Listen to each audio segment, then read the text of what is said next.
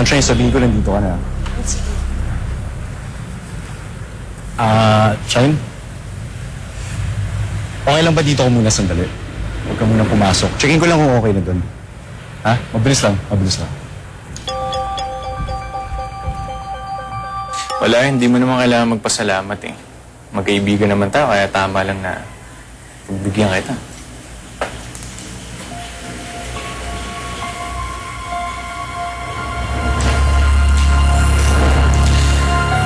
Pero alam mo, nai-curious ako eh. Ano ba yung dahilan mo bakit pinapunta mo ako dito? Miguel, ang layo-layo mo naman eh. Dito ka nga sa tabi ko. Halika.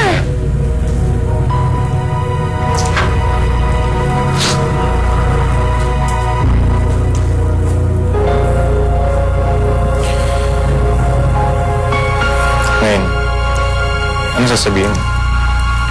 Miguel, masyado kasing sensitive yung sasabihin ko eh. Baka marin tayo ng mga mail.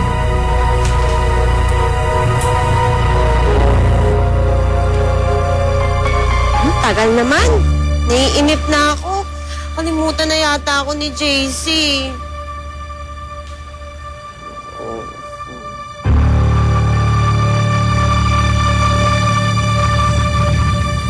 Sa totoo lang, nagulat ako sa pagdating mo, Iha.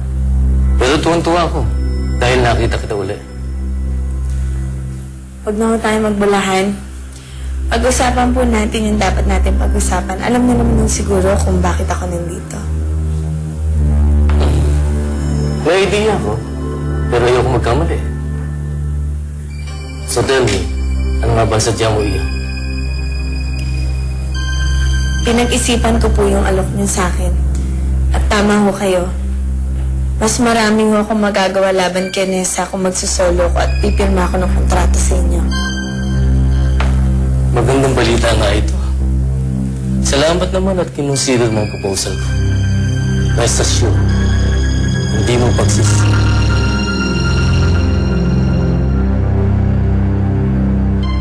Danica, sorry ah. Kasi nakapag-desisyon na si IC na palitan ka. Pero sino ba yung pinalit niya sa akin? Si Cheche.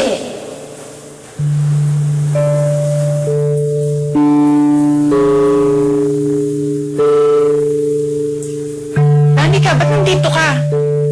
Bakit hindi ka pumasok sa kwarto at magpahinga? Iniintay ko si Cheche. Anak, ang alam ko, may klase pa yun. Mamaya pa yun uuwi.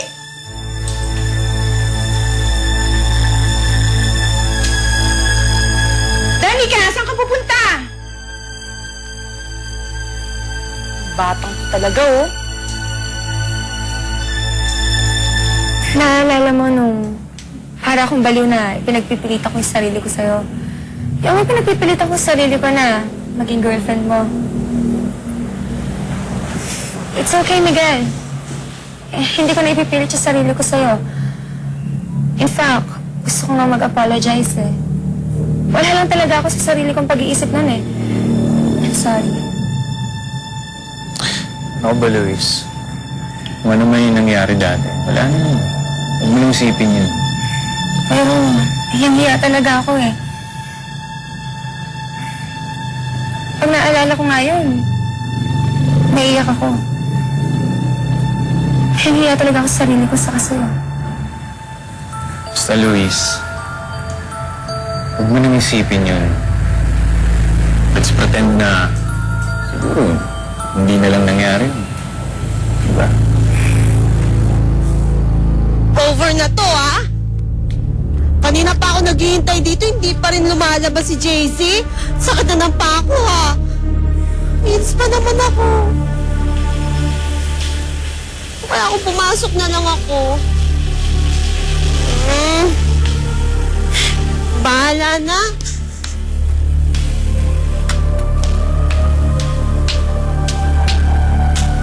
Alam mo, Miguel, ang swerte-swerte na magiging girlfriend mo.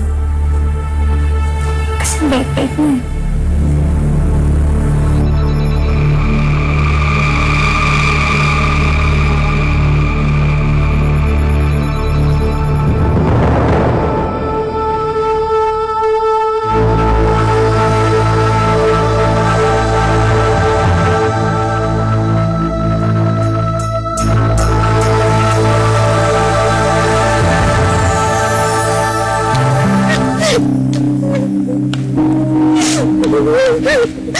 Shine! Uy! Shine!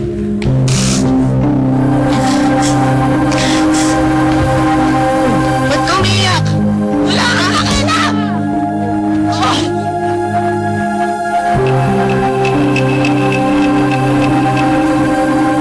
Luis, Miguel, ano ka ba? Kiss lang yun. Wala yun. Goodbye, kiss lang yun. Wala ibig sabihin. Ano ka ba? Miguel! Sabihin mo dyan, kaibigan. Maluloko siya. Wala siyang kwentang tao.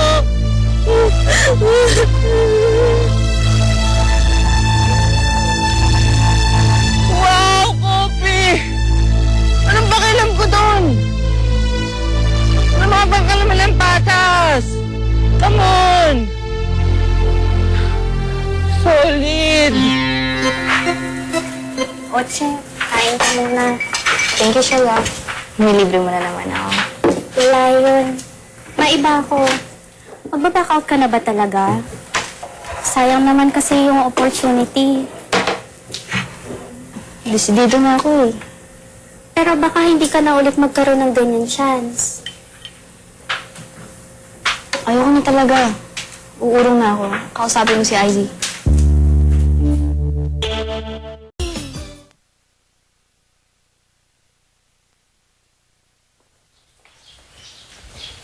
Danica! Kamusta ka na? Ito, piling sinaksak ng kaibigan at kapatid sa likod. What do you mean by that? I see. Sorry Sinabi ko na. Alam na niya. Bakit ganun, Icy? Bakit hindi mo naman lang sinabi sa akin na papalitan mo na pala ako sa grupo? Bakit hindi mo man lang sinabi sa akin na kapatid ko pa pala ang ipapalit mo sa akin? Danica, una sa lahat, ginawa ko to para sa interes ng grupo. Hindi ka na pwede kasi sakitin ka. So pinalitan na kita. Oo, nandun na ako. Pero sana sinabi mo. Kinausap mo man lang sana ako, lalo na magkaibigan tayo. Sino may sabi sa'yo na kaibigan kita? Ikaw lang naman eh. Napupumilit ka sumama sa grupo namin. Nafe-feeling na mayaman ka, pero trying hard ka naman talaga. Icy naman. Totoo naman ah. Kaya imbis na sumbatan mo ko, dapat magpasalamat ka pa nga sa akin eh. Dahil sinali kita sa grupo. Danica? Anong ginagawa mo dito, Danica? Jack, anong nangyari sa'yo? Nasampal ako! Ang tagal mo eh! Ba't ba, ano ba nangyari? Yun na nga si Luis Ang ganda-ganda ng usapan namin. Tapos bigla niya lang akong hinalikan. Nalikan ka? Oo. Ang weirdo nga Kasi hinatak niya ako tapos yun, kinis niya ako. Alam mo, may pagkasiraulo minsan yan si Luis Ngayon! Ngayon alam ko na! Yung palanday lang kaya ako nasampal ni Sunshine. Si Sunshine nandito? Oo! Hindi nga. Galit na galit nga eh. Ako na dadamay. Wala naman akong kinalaman sa inyo. Ang bihira ka oh. Che, nag-uusap lang kami ni Danica. Naiintindihan niya na ngayon kung bakit tinanggal ko siya at ikaw yung pinalit ko sa kanya.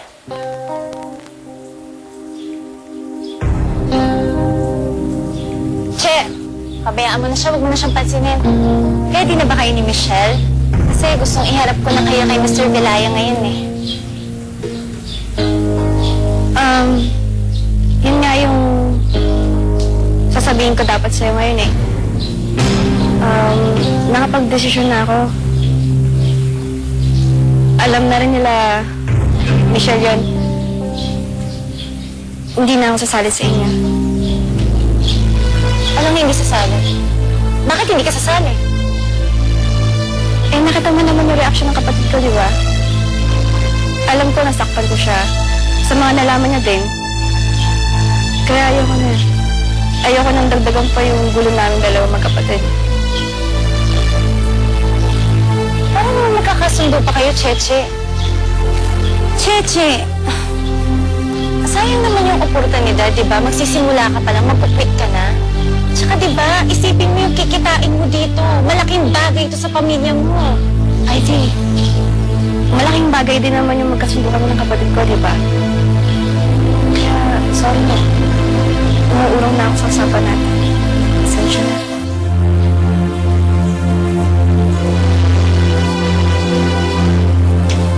May umurong ka. Parang nanghahabulin kita. You don't know what you're missing, Cheche.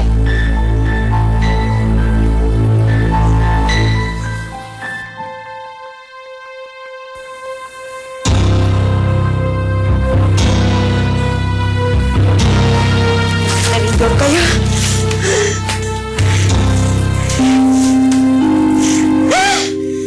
Traidor.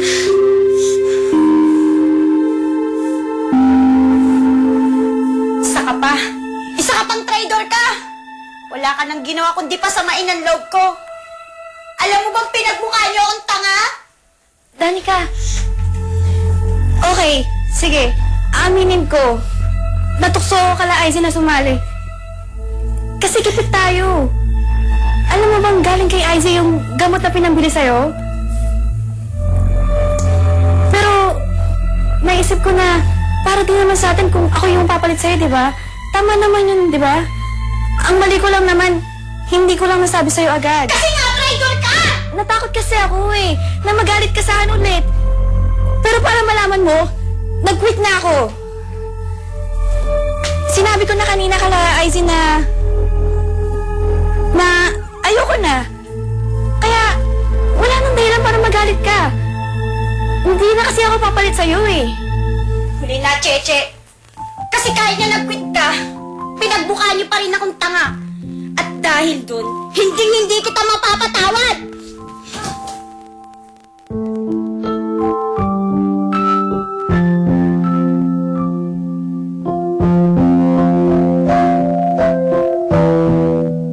Nya, ano ba nangyari sa'yo? Hindi ka raw dyan sa dorm yun natulog kagabi.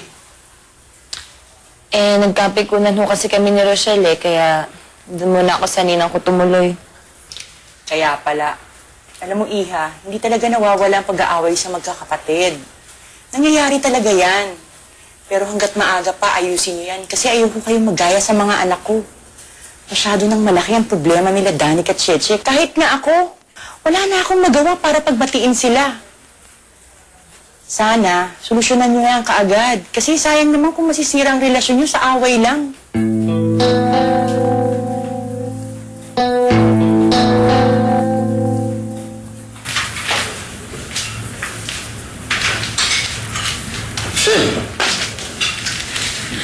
Mabuti naman dumating ka na. Ano? Ready ka na ba para sa guesting niyo bukas? Nga pala, yan na. Dala ko na yung bagong schedule niya. Inaayos ko na rin yan. Pero siniguro ko syempre na hindi maapektuhan yung studies ko. Kaya ayun, may tinanggihan akong project. Tina, may sasabihin ako sa'yo. Sure. Ano ba yan? Ayoko na eh. Magkukwit na ako. Ano? Bakit ka mag-quit? Tinanggap ko yung alok ng dati mo. Magsusulong na ako. Huwag mo naman sanang isipin na hindi ko binalyo yung mga nagawa mo para sa amin. Sa totoo lang, hihiya nga ako sa iyo kaya nagtapat kagad ako sa iyo. Pero hindi na kasi mag-work yung grupo naming magkakapatid eh. Iba na ako. Iba na sila. Alam ko, mas malayo yung mararating ko pag nag-solo ko. Wala naman akong magagawa kaya na gusto mo eh. Mga kapatid mo, alam na ba nila to? Alam mo, Rochelle, siguro kung maganda, sabihin mo rin sa kanila to. Para alam din nila. Sana, maintindihan ka nga nila.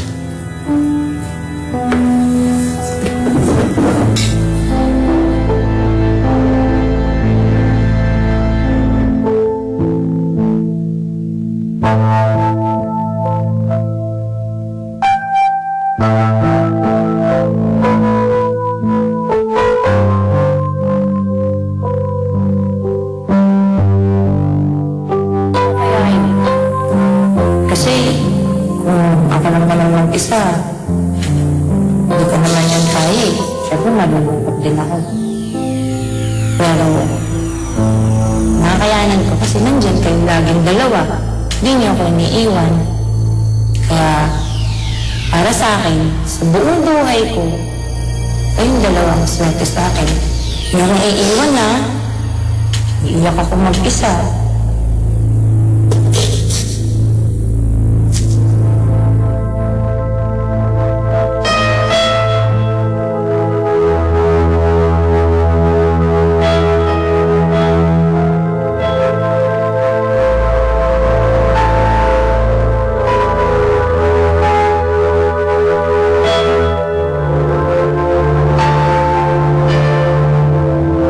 Parati na lang akong pinaglalaruan.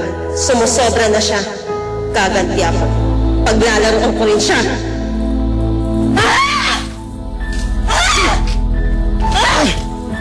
Parang galit na galit ka. Talagang galit na galit ako! Ibig sabihin, alam mo na? Oo, alam ko na! Alam ko na lahat! Manluloko talaga siya! Shine, huwag ka masyadong magalit kay Rochelle. Natukso lang yun. Iba yung sinisisi ko dito, hindi yung kapatid mo. Paano naman napasok sa usapan natin si Rochelle? Ano naman kinalaman niya sa ginawa sa akin ni Miguel? Ibig sabihin nga, alam mo na. Hindi ko pa alam. Ano ba yun?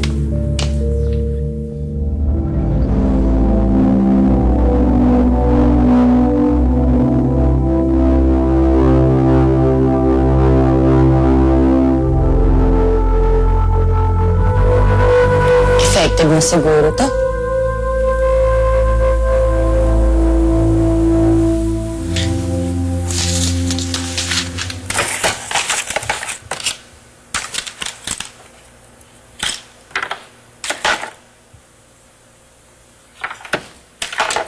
Sunshine?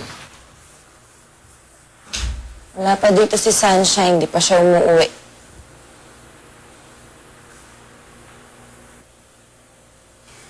Hindi ko alam kung matutuwa ka o hindi sa ibabalita ko. Pero at least, di mo na ako paproblemahin.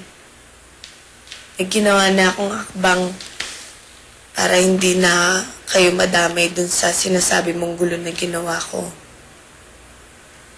Tungkol nga doon kaya kita hinintay. Nagsabi na ako kay Edgar. Hiwalay na ako sa inyo ni Sunshine. Anong sinabi mo? Magsosolo na ako. Magsosolo ka na? Mas okay yun, di ba? Para kahit anong gawin ko, hindi mo na mapupuna. Mas tama yung magkaiwaiwala na tayo total. Hindi na naman tayo nagkakasundo. Ginagamit mo pang excuse yung pag-aaway natin? Ang sabihin mo, yan talaga yung plano mo. Kasi gusto mo ikaw lang sumikat. Bakit? Sino ba sa ating tatlo ang hindi gusto sumikat? Di ba lahat naman tayo? Ang problema kasi, ikaw. Kapag nakikita mo na mas napapansin ako kaysa sa'yo, nagsiselos ka. Hindi ako nagsiselos. Pero bakit inaway mo ako nung nalaman mo na meron akong press interview? Hindi ba pagsiselos yun? Kaya kaysa mag-away tayo parati, mag-iwahiwalay na lang tayo. Eh di sige, yun ang gawin mo. Tignan ko lang kung may mangyari dyan sa kayabangan mo. Lalo na kung wala na kami ni Sunshine sa tabi mo.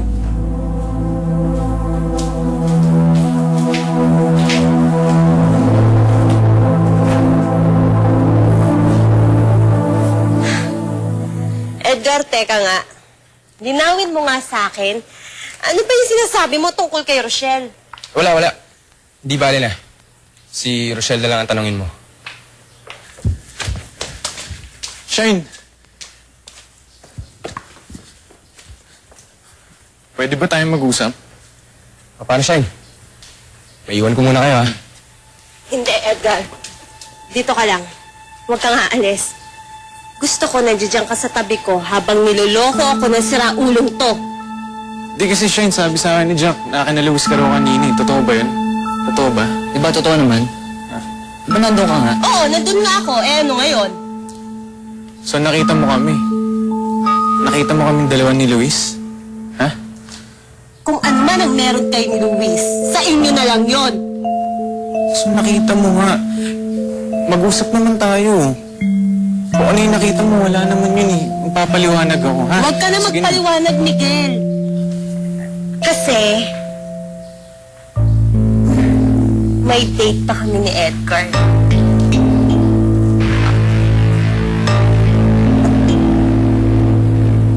Date? Ano yun? Ano? Date? Kayo ni Edgar? Date! Hindi mo alam kung anong ibig sabihin ng date? Bawal ba akong makipag-date sa boyfriend ko?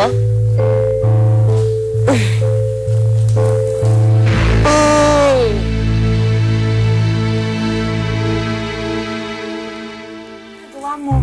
Bakit ka nag-iimpake? Mga malabo kami magkakaroon. Dami kayo. Yeah. Mabuti na to. Alis na lang ako. Para hindi na kami magkasakitan.